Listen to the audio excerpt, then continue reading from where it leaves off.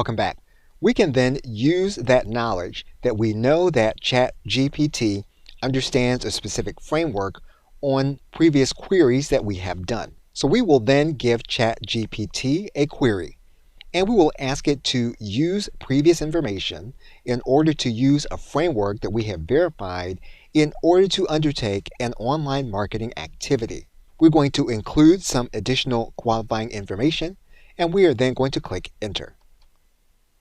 And we are going to allow ChatGPT to do what we have asked it to do. So basically what we have now done is we have asked ChatGPT to write a sales letter in a specific context. And we can add on to this element. We can give ChatGPT more instructions for this project. So we can give ChatGPT an additional query, and we can then click Enter. And ChatGPT will give us what we have asked for. And we will see it in context in the form that we have written it. Okay, so with that, thanks, and I will see you in another video.